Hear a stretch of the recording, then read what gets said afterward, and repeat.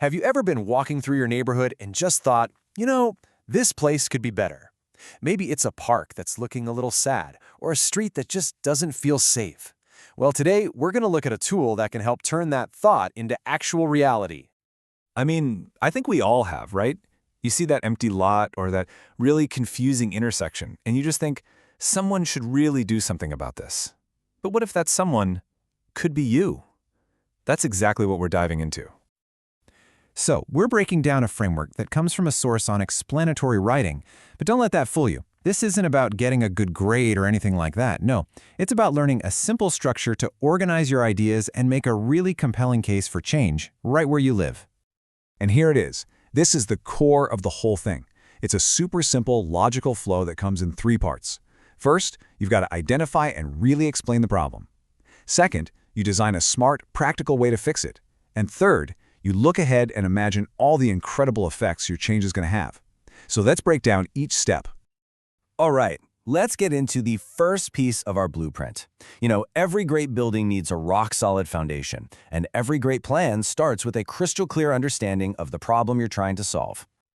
So the crucial thing here is depth. It's just not enough to say the park is run down. You have to dig deeper. Why does a rundown park even matter? Well, it matters because maybe kids have nowhere safe to play after school. It matters because it could be attracting crime, or maybe it's just bringing down the morale of the whole neighborhood. That why, that's where the real power is.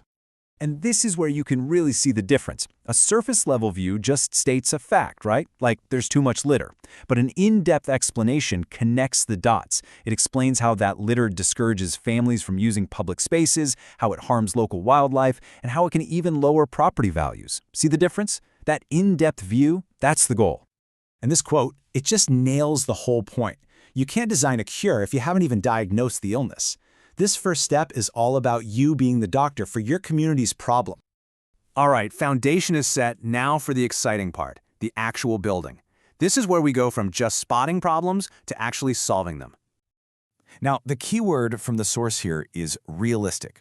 It is so easy to dream up some fantasy solution, but the real genius is in crafting something that could actually happen. And that means thinking about the practical stuff, Where's the money coming from? Who's going to do the work? Do you need to get permission from the city? All that. So, to make a solution both realistic and effective, the source points to a couple of really key concepts we need to get our heads around: sustainability and urban development. And trust me, these aren't just buzzwords. They're essential ingredients for a plan that's actually going to work. Okay, so what does sustainable even mean here? Well, it means your fix isn't just a temporary patch. A sustainable community garden doesn't just look great for 1 month. No, it has a volunteer schedule for weeding, it has a plan for watering, and hey, maybe it even sells some of its produce to fund itself for next year. It keeps going. In urban development, that's all about seeing the bigger picture. Your solution doesn't exist in a vacuum, right? How does it fit into the city's overall growth? Is a new skate park the right fit for a neighborhood that's quickly becoming a retirement community? You have to think about how your idea fits the community's identity, both now and in the future. So when you combine these two big ideas, sustainability and urban development, you get to the heart of a great proposal. You're not just plugging a hole in a dam, you're building something that strengthens the entire community for years and years to come. So you've got your brilliant, realistic plan. Awesome! But the work isn't over yet. What happens after you put it into action? Let's move to the final step and see how this all builds. Because now it's time to look into the future. And this isn't just about listing the immediate results. It's about thinking several moves ahead on the chessboard. If you build that community garden, what happens next year? Does it lead to a weekend farmer's market? Does it get neighbors who've never spoken before to start talking to each other? Does it inspire a local school to start a food science program? Those are the ripple effects. This timeline is a fantastic way to think about it. What does success look like a year from now? Okay, what about 10 years from now? How has your idea totally transformed the community? Thinking on this scale really forces you to consider the true legacy of what you're proposing. The source introduces one more key term here: civic responsibility. It sounds kind of formal, I know, but it's really about the simple, powerful idea that we all have a role to play in the health and success of our own communities. And this is exactly why it all matters. By going through this blueprint, by identifying a problem and thoughtfully planning for its future impact, you are actively participating in the life of your community. You're exercising your civic responsibility in a really creative and powerful way.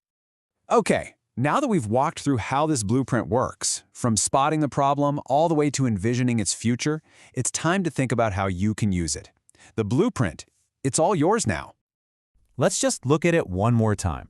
Explain the issue, and I mean really explain it.